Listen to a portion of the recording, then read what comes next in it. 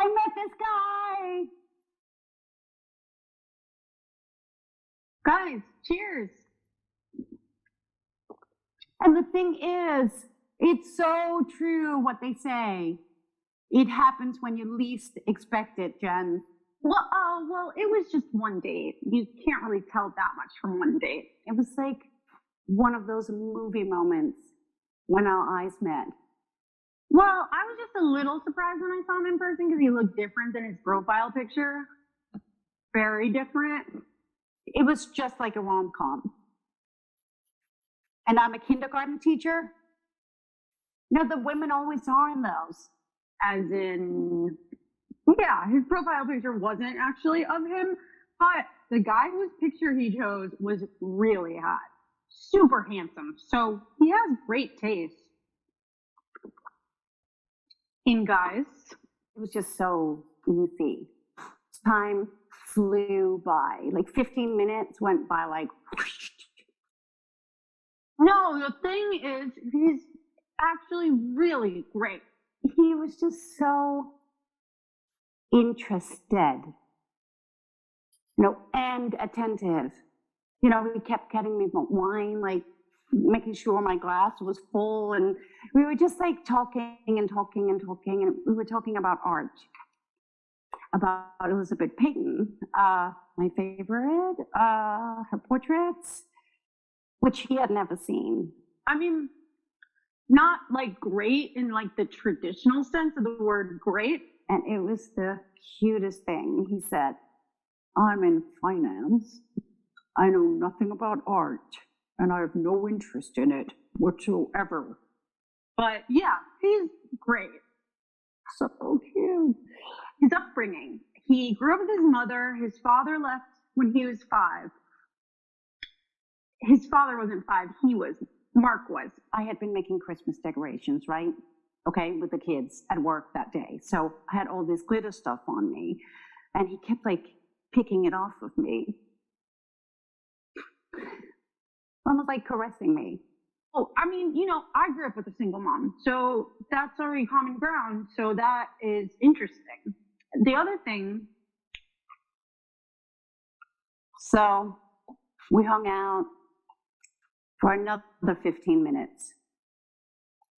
And we walked out together. And as we're standing there outside the gallery, he said, I would really like to see you again. And then he asked for my number. I think sometimes it's better when you can't totally put into words what's actually there. The next day, I was so, I'm not going to lie to you, Jen. I felt so out of it. I was out at my friend Stacy's, helping her pick out a rug for her bedroom, and I just kept checking my phone. I mean, I just didn't have it in me to focus on a rug. Yeah, he has one of those jobs that's like really difficult to describe. She said, of course he's going to call, but there's no way he's going to call the next day because of the 3-day rule. Something to do with the internet? Or, buying and selling and inventing a new form of steak seasoning with his brother. No, I didn't even know this. But there is this rule that you don't call until the 3rd day because you don't want to seem desperate. And parallel imports.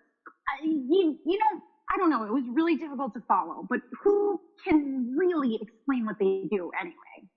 Deep down, I was hoping that he would break the 3-day rule and just call me, because I had this snowshoeing event with some of the other teachers, and it just would have been really nice to bring him. They all bring their significant others, and he would have been really great to bring to something like that. Me, for example, I'm a proofreader.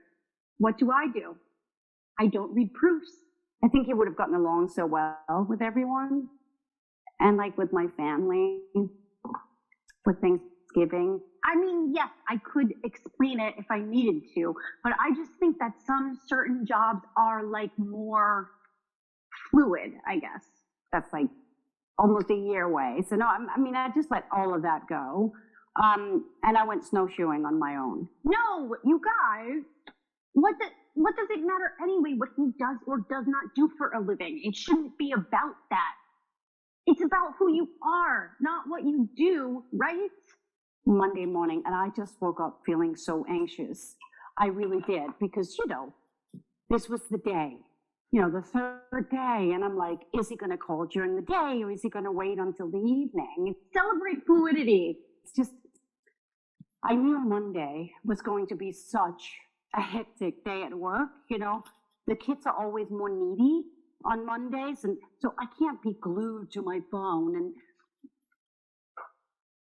and I had plans with Carrie and Lisa that same evening, and I thought, what if he calls and asks if we can do something that night? I mean, I didn't want to cancel on Carrie and Lisa so last minute. I'm telling you, Jen, I was a nervous wreck. But then, at around noon, I thought, no, I am not just going to wait around for him to call me. This is so disempowering. And so I texted Carrie and Lisa, and I canceled with them right then and there. The thing is, he's actually really sweet.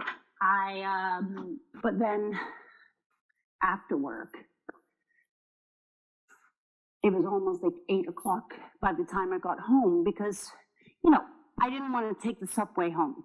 The cell reception there is like so unreliable. And I thought, what if he calls and he's too shy to leave a message? I mean, sometimes on the subway, it doesn't even register a missed call. And so I walked home from the Bronx. And by the time I got home, I was so worn out. I really was. And I'm like, why does he ask for my number if he doesn't want to call? I mean, it makes no sense. And so I called Carrie, and she was hanging out at home with Lisa. And so, thank God, I jumped in a taxi, telling him about how I've been working those 10-hour shifts at work and how my apartment has become a complete and utter mess.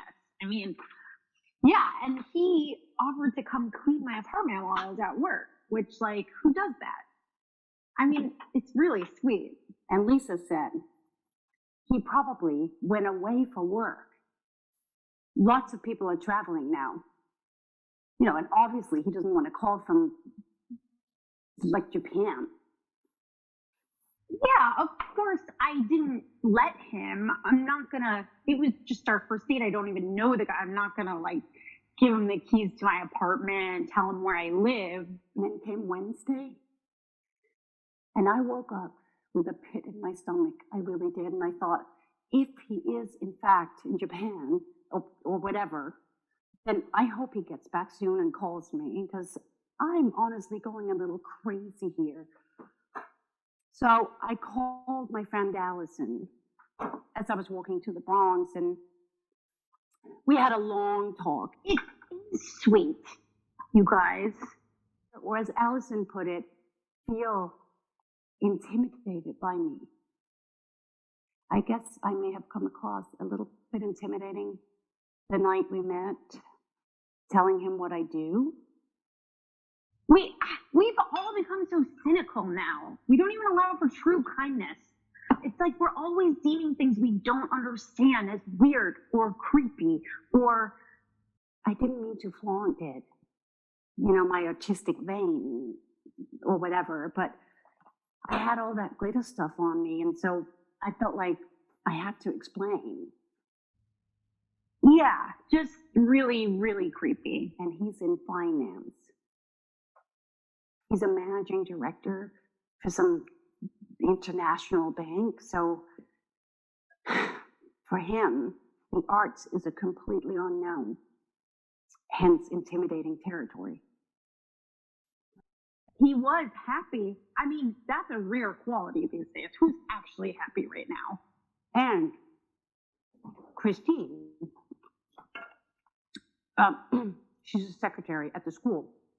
And she's the sort that will just tell it like it is. And she said that basically all men, per definition, deep down are terrified by women. Yeah, and so just give him a little time to digest. But this guy, he was cheerful, jolly, constantly smiling. It's just, how long is he going to need to digest? I mean, it's been 19 days. And I'm honestly going a little crazy here. Constantly checking my phone. And I need to be able to take the subway again. It was actually more of a giggle. Yeah, he was giggling. Like, whenever I would say something like, yeah, actually, anything I said. Everything I said made him giggle. He giggled at literally everything I said. Yeah, no, I just have to just let it go. I just don't get it, you know? Why does he ask for my number if he doesn't want to call? I mean, it makes no sense. I need to have sex before I forget what it feels like. It is a rough year, you guys. How am I even supposed to meet anybody right now? And his profile picture was really, really hot. But yeah, no, I just have to just let it go. You know, actually, he might have been a little nervous, which would explain the giggling and his way of speaking and of using language and not really making any sense. He had this, like, what should I call it? An alternative usage of old sayings. He really made them his own. I was telling him about that situation at work, and he said it's like water to the slaughter, which obviously I had no idea what he meant. But then I decided he probably meant it's like lambs to the slaughter. Just would have been nice to at least know what he thought of the poster. Or he may have meant it's like water in the desert, which I sent him this Elizabeth Peyton poster. At that point of the conversation would make him slightly racist. Because the day after we met, before I went to Stacy's, I happened to come across these two Elizabeth Peyton posters online. And so I got them and I sent him one with a little card with my number, just in case. I also thought he might like a little something on his walls. I couldn't help but notice how bare it was at his place. Hey, maybe he was forming two sentences at once, which would make him kind of a linguistic genius. Oh, yeah, no, the night we met, after he asked for my number outside the gallery, we decided to share his taxi. And then, you know, once we were at his place, it just seemed so natural to continue.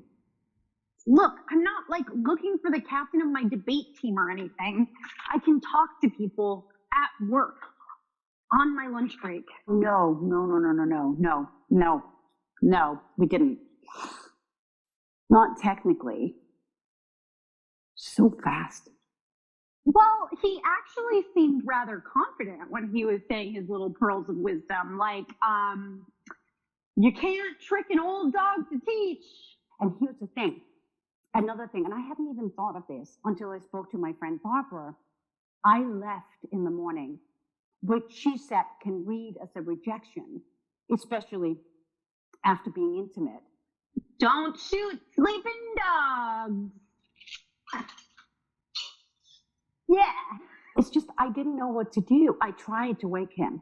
I really did, but he was totally passed out with a pillow over his head, and I think he was dreaming about the ocean because he kept making this swimming motion every time I tried to wake him, and so in the end, I just gave up. Blood is just as thick as water. Yeah, no, I just have to just let it go. I just don't get it.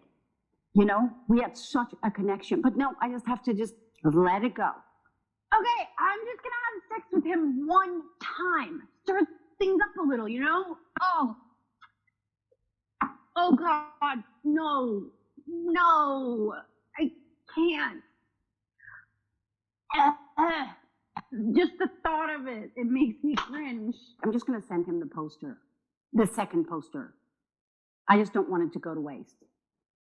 But his profile picture, you guys, his profile picture was so hot. So fucking hot. Yeah. No, stop.